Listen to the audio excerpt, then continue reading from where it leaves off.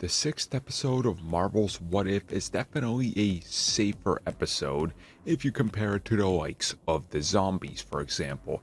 But on the other hand, this episode is really showing you what can happen to the entire Avengers idea if Tony Stark never got captured by the 10 rings. So let's talk about the twists and turns in this episode. So the hook on this episode is the fact that Tony Stark gets to test out the Jericho missile, and this is where things already start to go very different, because instead of the 10 rings capturing him and locking him up for quite a long time so he can come up with the Iron Man idea and the suit and of course escape, Eric Killmonger shows up, he rescues him, and we learn throughout the episode this has been something that he's been planning for a long time. And he orchestrated this whole thing from a very early standpoint in his life so he could eventually ascend to the top of Wakanda. So throughout the episode we're going to see moments from the Iron Man franchise, but they are reframed, of course, from the point of view that Tony Stark is now best friends and allies with the likes of Eric Killmonger.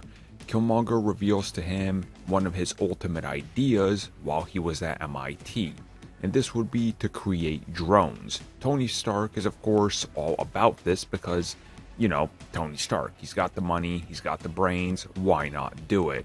And this leads us to the revelation that we also had vibranium that was known to most people, but they believed it was something that was all used up during World War II. That's obviously not the case.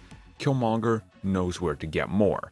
This is where we also get introduced to the likes of Ulysses Claw and his involvement.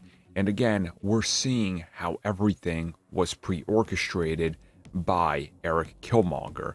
It was literally like falling into place perfectly because he figured by studying people that things were going to play out exactly how he foresaw, because people always are predictable. We saw this with the likes of Thunderbolt Ross getting involved, and the moment they're like, well, we can just point our weapons at Wakanda, he's like, hell yeah, just do it, you get the weapons, go, we'll attack them. And we see, again, Killmonger was planning his ascent, so he goes to Wakanda, he lets them know, hey, they're sending in drones, again, the ones he made sure would be on their way, and the ones that were really just sort of a big pawn, and he was sort of the king, except there was thousands of pawns at this point, but just one king ready to take everything over by himself when all the little fodder out there ended up tearing each other apart. And we see that he ultimately does succeed. So it's kind of great to see how this episode was able to, again, play it safer than the other ones we've had so far, but also go in a direction that really shows you that had he gotten his way, Eric Killmonger is a very intelligent, tactical-minded person, and who knows what could have happened in another multiverse where maybe he doesn't get villainous tendencies.